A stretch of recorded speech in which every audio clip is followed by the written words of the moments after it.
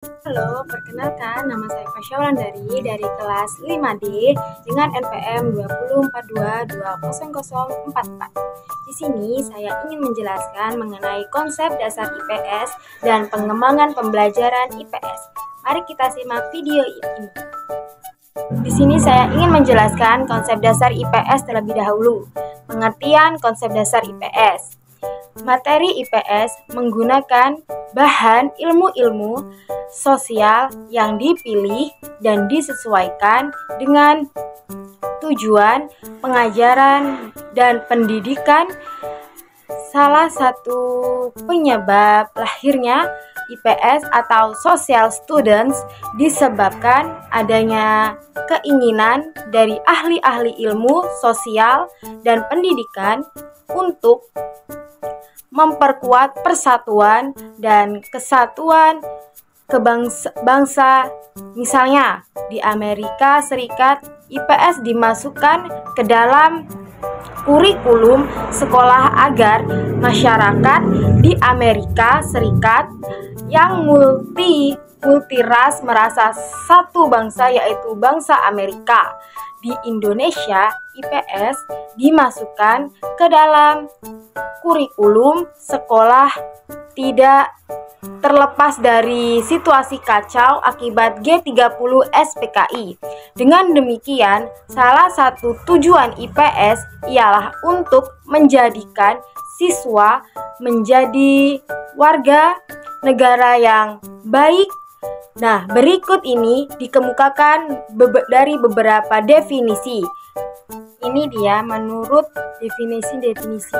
Yang pertama itu, pusat kurikulum menyatakan bahwa IPS merupakan mata pelajaran yang bersumber dari kehidupan sosial masyarakat yang diseleksi dengan menggunakan konsep-konsep ilmu sosial yang digunakan untuk kepentingan pembelajaran. IPS adalah bahan kajian terpadu yang merupakan penyederhanaan adaptasi, seleksi, dan modifikasi yang diorganisasikan dari konsep-konsep dan keterampilan sejarah, geografi, sosiologi, antropologi, dan ekonomi. Yang kedua, menurut National Council for the Social Student atau NCSS mendefinisikan IPS sebagai suatu studi yang berintegrasi dari ilmu-ilmu sosial dan humaniora untuk meningkatkan kemampuan warga negara dalam program sekolah. IPS mengkaji secara sistematis dan terkoordinasi berbagai disiplin ilmu seperti antropologi, arkeologi, ekonomi, geografi, sejarah, hukum, filsafat, ilmu politik, fisiologi, agama, sosiologi, dan materi yang sesuai dengan humaniora, matematika, dan ilmu pengetahuan alam. Dan yang ketiga, menurut Zuraik, hakikat IPS adalah harapan untuk membina suatu masyarakat yang baik di mana para anggotanya benar-benar berkembang sebagai insan sosial yang rasional dan penuh tanggung jawab. Sehingga karenanya diciptakan nilai-nilai. Jadi dari beberapa definisi yang menyatakan bahwa IPS merupakan salah satu mata pelajaran yang diberikan mulai dari sekolah dasar atau SD sampai sekolah menengah SMP IPS mengkaji seperangkat peristiwa, fakta, konsep, dan generalisasi yang berkaitan dengan isu sosial. IPS di SD menggunakan pendekatan sesuai dengan ide satuan pendidikan. SMP menggunakan pendekatan terpisah. Pada jenjang SMP, mata pelajaran IPS memuat materi geografi, sejarah, sosiologi, dan ekonomi. Dan selanjutnya saya ingin menjelaskan mengenai tujuan konsep dasar IPS. Tujuan pembelajaran IPS yaitu mengembangkan kemampuan siswa untuk mengatasi masalah sehari-hari. Dan yang kedua, mengembangkan pemahaman siswa tentang hubungan antara individu, masyarakat, dan lingkungan.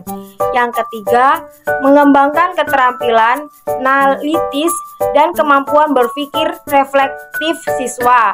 Dan yang keempat, mengembangkan kemampuan siswa untuk membuat keputusan.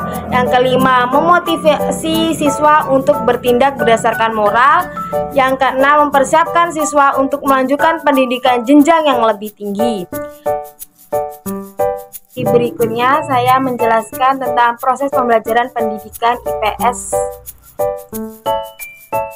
Proses pembelajaran pendidikan IPS di jenjang persekolahan selama ini sebagian besar masih bersifat konvensional, belum banyak melakukan pembelajaran menerapkan model-model pembelajaran yang bersifat kontekstual.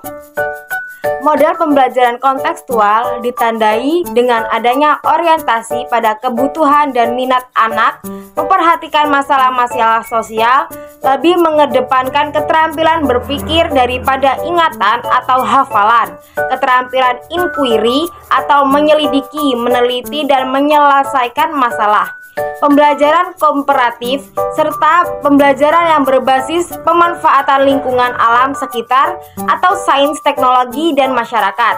Guru masih banyak menggunakan model pembelajaran konvensional, kurang menguntursertakan peserta didik dalam proses pembelajaran.